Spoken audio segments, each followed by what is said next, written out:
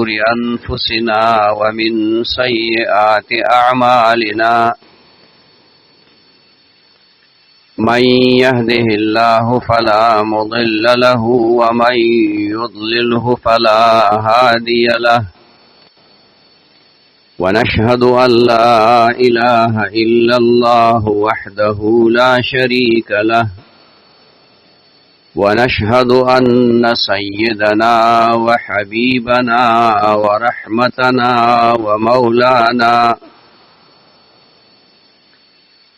ورحمتنا ومولانا محمدا عبده ورسوله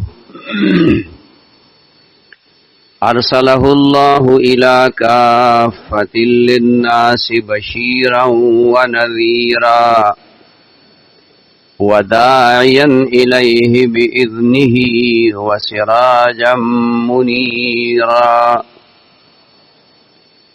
أما بعد فأعوذ بالله من الشيطان الرجيم بسم الله الرحمن الرحيم وما أرسلناك إلا رحمة للعالمين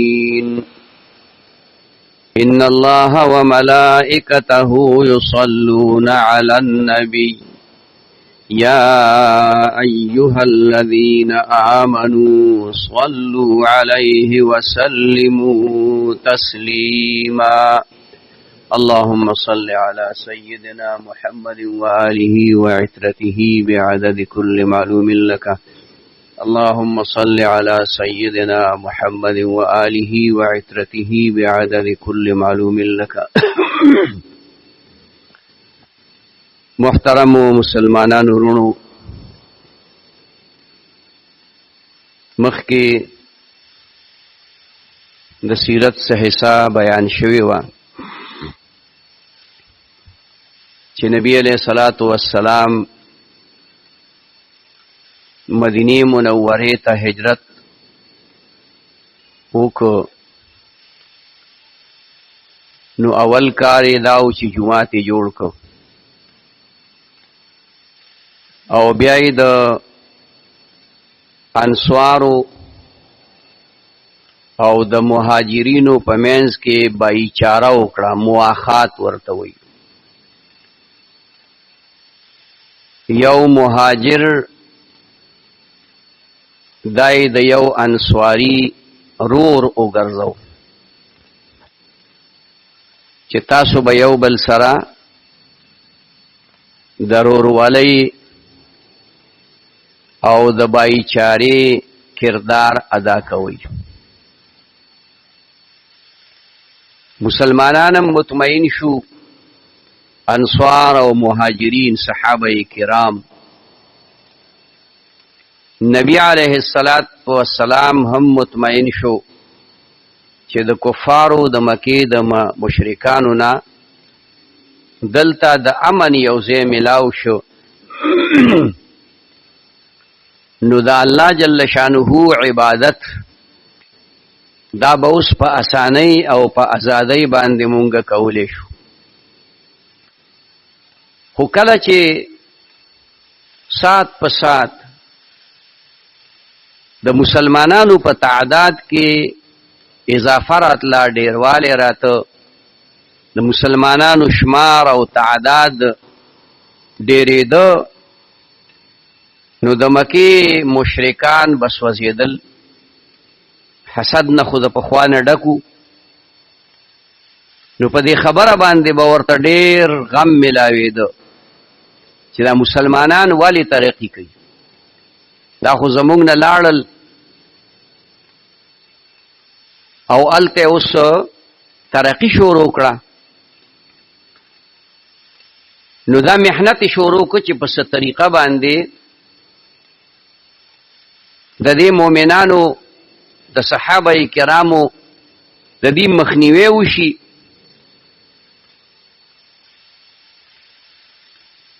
د دې لپاره دی یو لویه قافله ولېږله شام ته چې د مکی مکرمې د هر چا سرمایه پکې وه ډیر لوی تجارتی قافله وه. مقصد دا و چې په دې کې څونه نفع مونږ ته راشي، ګټه راشي، نو دا به د مسلمانانو خلاف استعمالو. هغې دغه مشوره وکړه. بل طرف ته نبی علیه الصلاة والسلام د یهودو سره اتحاد وکړو. یهود په مدینه منوره کې د مدینې منورې نه بهر اوسېدل. درې غټې قبیلې وې: بنو قینقاع، بنو نذیر او بنو قریظه. دا یو قبیله چې هغې د خپلې معاهدې خلاف وکړو، نو نبی علیه الصلاة والسلام هغې ته سزا هم ورکړه او د الله په حکم باندې هغه د مدینې منورې نه وشړل.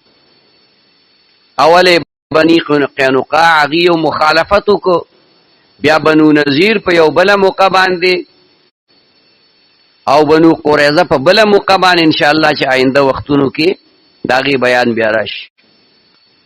نو دلته دې سره یو معاهده وکړه. هغه معاهده دا وه چې که په مسلمانانو باندې د بار نه چا حمله وکړه، نو دا یهود به د مسلمانانو ملګرتیا کوي، او که په یهودو باندې چا د بار نه حمله وکړه، نو مسلمانان به د هغوی ملګرتیا کوي. نو مسلمانان خو روغ خلق دی، صحابه کرام دي، رسول الله صلی الله علیه وسلم دی، هغه خلاف وعده نه کوي. خدا یهود د پخوانه دوکباز قوم را روان دي، غدار، اوسم غدار دي، اوسم دوکباز دي، خراب خلق دي. نو یو طرف ته دغه معاهده وشوه د هغوی سره. مسلمانان زیات مطمئن شو چې دا خو ښه وشو، دلته د دوی د شرپسندۍ نه موږ محفوظ شو، شریر قوم دی. بل طرف ته مشرکانو لویه قافله ولېږله تجارتي، و هغه واپس راتلونکې وه. نبی علیه الصلاة والسلام ته پته ولګېده چې دا قافله خو واپس راتلونکې ده، خو دا د مسلمانانو خلاف قافله ده، ځکه د دوی دا مال او دولت دا به په اسلحه باندې دوی استعمالوي، په دې به اسلحه اخلي او د مسلمانانو خلاف به چې کوم دی جنګي. نبی علیه الصلاة والسلام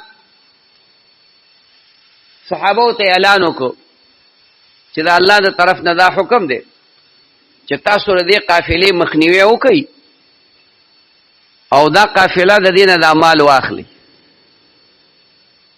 دا یو سرد جنگ و دغه وخت کې، میدان جهاد کې جنگ نو شروع شوی، خدا کار د دوی د جهاد د جنگ د پاره وو، د مسلمانانو خلاف د جنگ د پاره وو. صحابه روان شروع، نبی علیہ الصلوۃ والسلام سره صحابه کرام 314 کسان، داود 315 کسان. خودی مدینه منورې نه بار یو ځای دی، هغه کې اوس جومات جوړ شوی، په هغه ځای باندې هغې ته مسجد امیر وایي.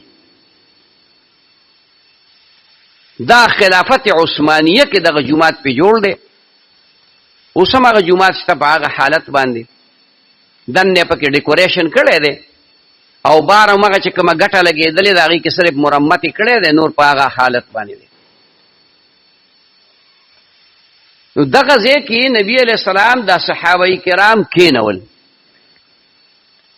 او یو صحابي ته وی دا وشماره څو کسان دي، چې وی شمارل وی 315 کسان دي، خو چې وی قتل نو پای کې یو دوا الکانو واړو ماشومانو امکان خو پکې د جنگ له خودوی نو روان دی، خو صرف دی روانو چې د قافلې لار اونیسی او دا غینه د مال دولت واخلي، ځکه دغه مال دولت خو هغه به د مسلمانانو خلاف استعمالي. نو هغه 2 کسان تر واپس ک 314 کسان پاتې شو. دی په دغه نیت روان دي چې یاره ډیر مال به ملاو شي، پاغي به مسلمانانو لپاره اسلحه واغستلی شي، ضرورت په د مسلمانانو پوره شي. مالی غنیمت ده، مالی غنیمت حلال ده بلکې بهتر ده. هغه دی خو رسول الله مبارک روان شو هغه طرف ته، د دې قافلې مشري ابو سفیان کوله رضی الله عنه. بیا وروسته ایمان راوړی، فتح مکې په موقع باندې په 8م کال د هجرت باندې بیا ایمان راوړی دی، مسلمان شوی دی. دغه وخت کې لا ایمان یې نه راوړی، بلکې د اسلام سخت دشمنو او دغه قافلې مشري کوله. نو هغه ته پته ولګېده چې مسلمانان اگر روان دي زمون خلاف او قافله لوټ کړي.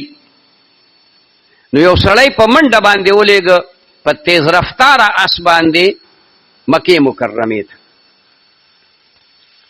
مکې مکرمې ته یو سړی ولېږه. د عربو دا قاعده وه، دغه وخت کې د جاهلیت زمانه وه، ټول خلکو کې جهالت او ډیر سخت چې کم دی نو ناپوهتیا پرته وه.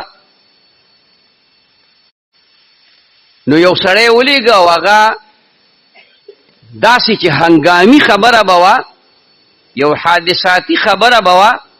نو د هغې دپاره به یو سړی اوچت ځای ته وختو او چغه به یې کړه انا النذیر العریان.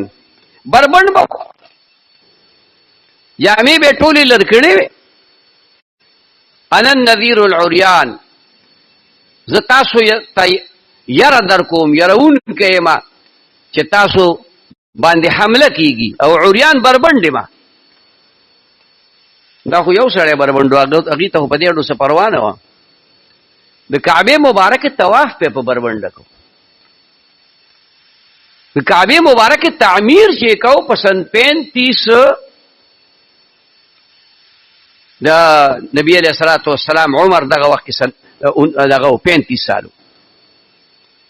دا کعبه مبارکه چې جوړول نو دای په بربنډه جوړول، جامې نه اغوستې.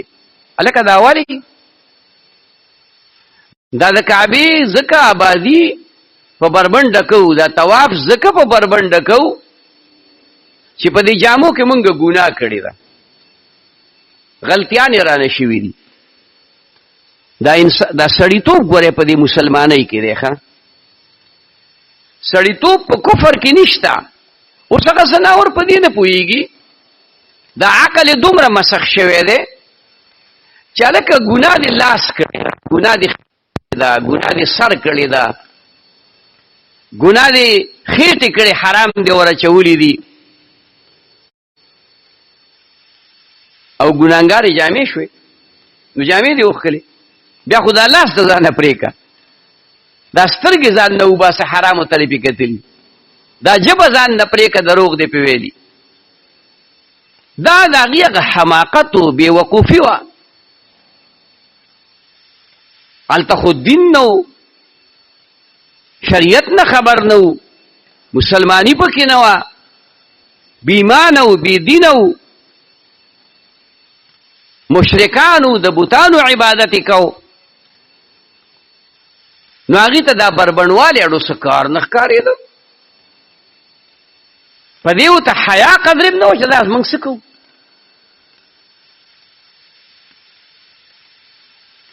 الحیاء نصف الایمان، حیا دا نیم ایمان دی. د حیا په وجه چا کې چې حیا راله د بېشماره ګناهونه به دی بچ. او د بشمار نیکو کوونکې به دی جوړ شي. او چې حیا ته کله لاړه نو عرب متل کوي اذا فاتك الحياء فافعل ما شئت. حیا درنه لاړه نو کوه چې سړي خوښي. مطلب دا چې بے حیا انسان اگر لوی جرم کوي جرم ته نه ښکاري، اگر لوی ګناه کوي هغه ته ګناه نه ښکاري. نو عرض مې کو اسړی اوچت ځای ته وختو مکه مکرمه کې او چغې کړې انا النذیر العریان. خلق راغون شو. سو واقعات دي هلکه. ابو جهل، عتبه، شیبه، عاص ابن وائل، ولید ابن مغیره، دا هغه خلق وو چې په مکه مکرمه کې مالدار ترین خلق هم او د اسلام سخت دشمنان هم. ولید ابن مغیره 14 زامنو او په دغه 14 زامن ټول په کار باندې په هر محله کې دا غوي یو دکانو مالدار سره او 14 زامن هم ډیر شي دي وی لخر دي. په دې کې 3 کسان مسلمانان شوي دي. یو خالد ابن ولید دی، یو ولید ابن ولید دی او دریم نوم نه شي. دا 3 کسان هغه مسلمانان شوي دي او دا 10 کسان سره د پلار کافر دي. نو دا د اسلام سخت دشمنانو راغون شو. سو واقعات دي هلکه. وی چې قافله لوټ شوه، قافله خو لوټ شوې نه وه، والته ابو سفیان ورته دا سوال جواب کړو چې دی فټافټ ځان تیار کړي. بس ابو جهل اعلان وکړ هلکه زر تر زره نوجوانان تکړه کسان با اسلحه هغه راغون شي. زر کسان طاقتور ځوانان دای راغون کړ. دوی دلته کې دا لښکر تیار کړ او هغه طرف نه ابو سفیان بل سړی راولېږه چې قافله د مسلمانانو د ګرفت نه بچ شوه او تاسو مه راځئ. ځکه چې ابو سفیان کله خبر شو نو هغه د عامه لار پرېښودله او سمندر طرف ته لاړ او د سمندر په غاړه غاړه باندې په شړه لاره وه چې لار نه وه په شاړو باندې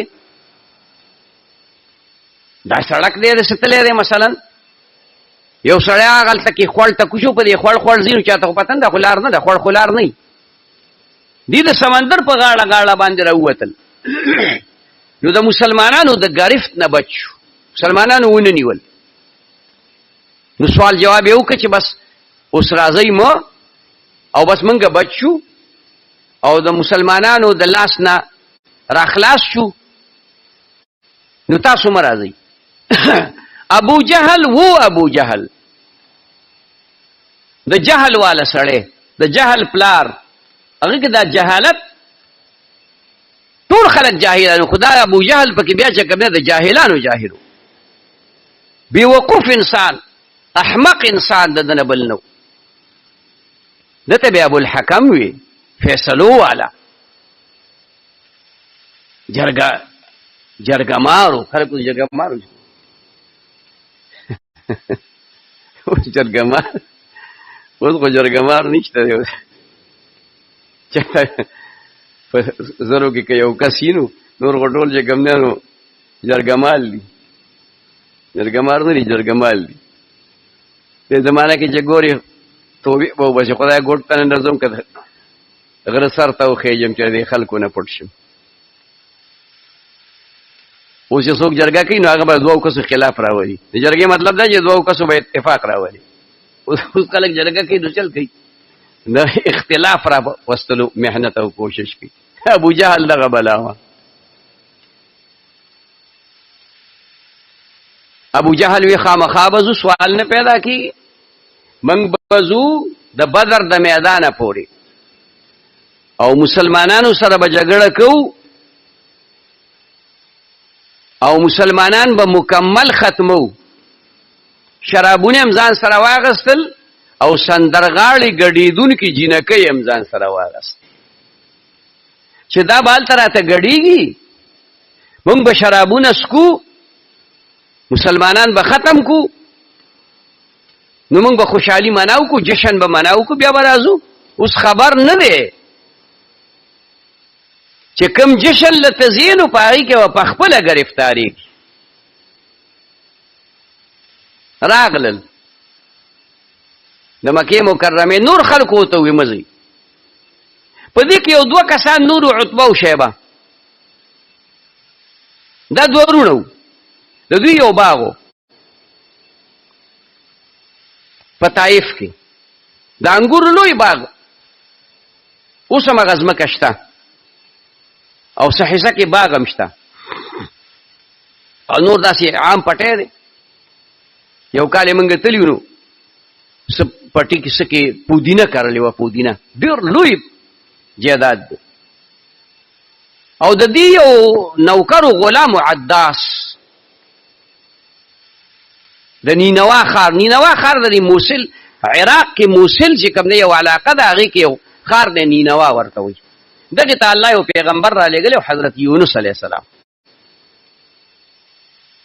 نبی علیه السلام چې کله په 10 کال د نبوت باندې طائف ته لاړ او خلکو په ګټو باندې وویشته نو په دغه باغ کې کېناست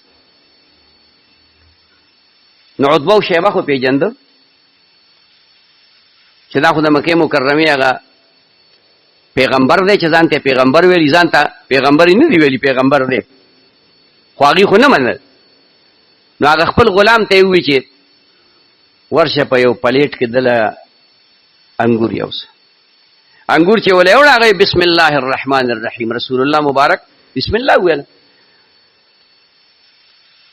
نو دا عداس حیران شو چې ښه بسم الله او د کفر په ځمکه او د کفر په علاقه کې د شرک په علاقه کې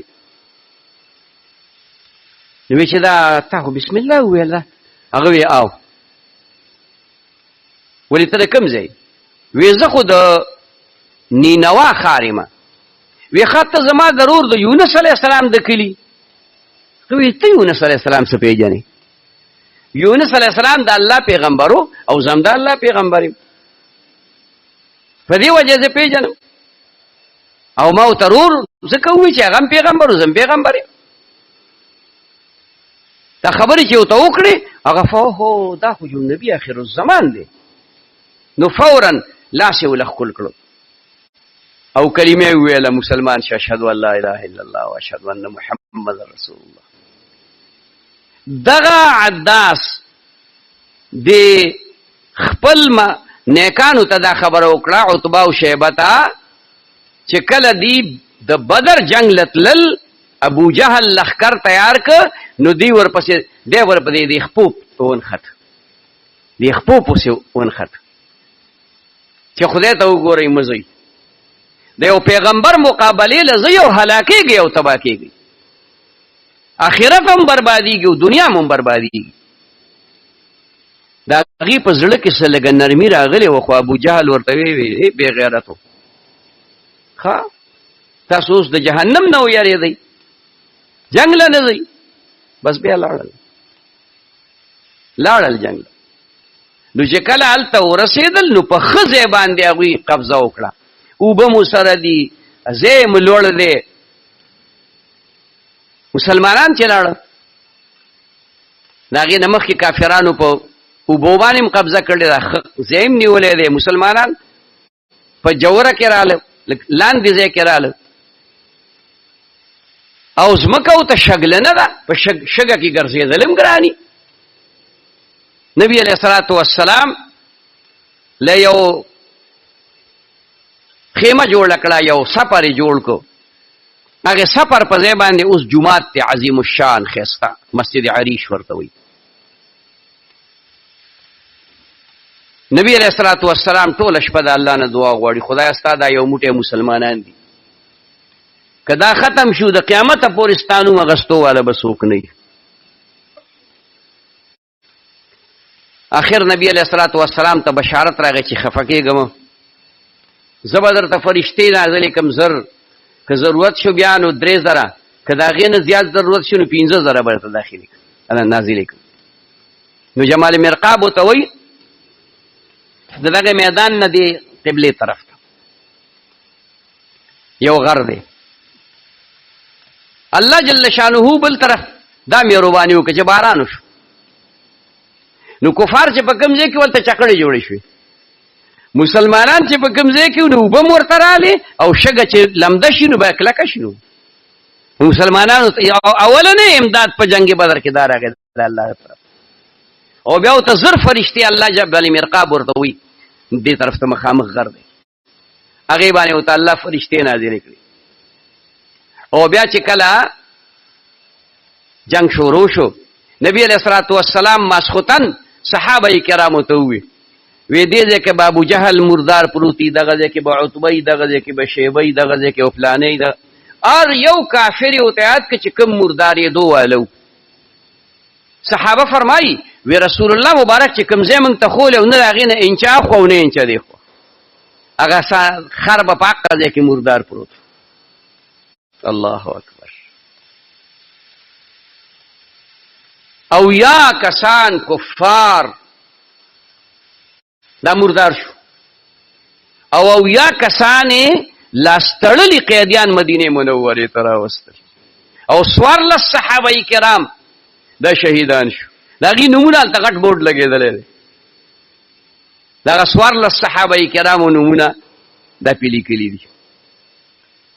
او د صحابه کرامو سره اسلحه سره صرف 8 توري، د 314 کسانو سره 8 توري، چا لوړ راغسته، چا تورګې راغسته، چا بل څه، تر دې پورې چې یو صحابي پکې د کجوري سانګ راغسته، پاغې جنگ کوي، پاغې د توري مقابله کوي، پاغې د نیزې مقابله کوي. اسونه اوخان ټول پکې او یا اوخان دي، او یا اوخان د سوارلۍ خبر هم داسې ده. او دا د کوم ځای نه ځي؟ د مدینې منورې نه بدر ته ځي 150 کیلومیټر مزل دی، 150 کیلومیټر. اوس داسې روډ دی تک تور مزیدار. مونږ یو خپله موټروی لیدلې ده، د عربو هر روډ موټروی ده، هر روډ موټروی ده. دغه جنگ وشو، اگر چې مسلمانان ډېر کمزوري وو، خدا الله امدادو، نتیجه دا راووته چې الله پاک مسلمانانو ته غلبه ورکړه او کفار الله نیست و نابود کړل، شرمیدلی. او دغه اویا کافران دغلته یو زوړ کو یو په دې بدر کې هغې ته یې وغورځول چې د پاسه لنټر اچولی په هغه ځای باندې چې کوم دی باترومونه هم راغلي صحیح حساب باندې، او هغه کفار یې هغې ته ورغورځول او ګټې یې پسې ورغورځول. رسول الله مبارک راغی او ته ودرېد، وی څنګه چل دی؟ موږ سره چې الله کوم وعده کړې وه، خو رښتیا که تاسو سره چې کوم وعده کړې وه څنګه چلو شو؟ یعنې موږ سره وعده دا وه چې تاسو له به غلبه در کوم، ستاسو امداد به کوم، زمونږ خو امداد وکړو. او تاسو سره دا وعده کړې وه چې تاسو به ذلیله کېږئ او نیست و نابود کېږئ به. نو نیست و نابود شوئ که نه شوئ؟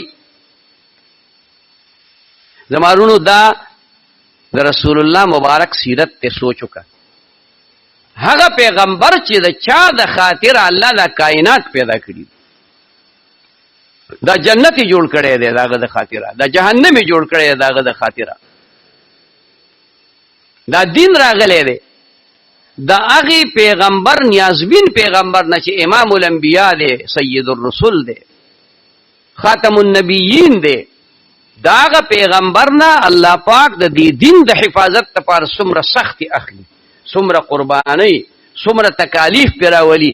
د دې معنا دا ده چې دا دین الله ته محبوب دی، د خپل محبوب نه ورته زیات محبوب دی، د پیغمبر علیه السلام نه ورته زیات محبوب دی. نو په کار دا ده چې موږ د هغه پیغمبر د امتیت دعوه کوو که نه، او الحمدلله په دې ویل په کار دی چې مونږه الله د رسول الله صلی الله علیه وسلم په امت کې پیدا کړي وو. انبیاء علیهم السلام د الله نه دعاګانې غوښتې او تمناګانې کړې وي چې خدای مونږه د نبی علیه السلام د رسول الله صلی الله علیه وسلم په امت کې راولي. دا دعا بغیر مونږه بغیر د دعا نه د پیغمبر علیه السلام په امت کې راغلی.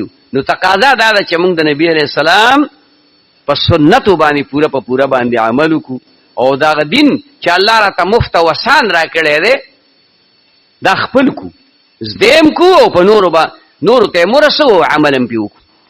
الله دې موږ ته عمل نصیب کړي. واخر دعوانا ان الحمد لله رب العالمين. ربنا آتنا في الدنيا حسنة وفي الآخرة حسنة وقنا عذاب النار. ربنا لا تؤاخذنا إن نسينا أو أخطأنا. ربنا ولا تحمل علينا إصرا كما حملته على الذين من قبلنا. ربنا ولا تحملنا ما لا طاقة لنا به واعف عنا واغفر لنا وارحمنا أنت مولانا فانصرنا على القوم الكافرين. وصلى الله تعالى على خير خلقه محمد وعلى آله وأصحابه أجمعين آمين.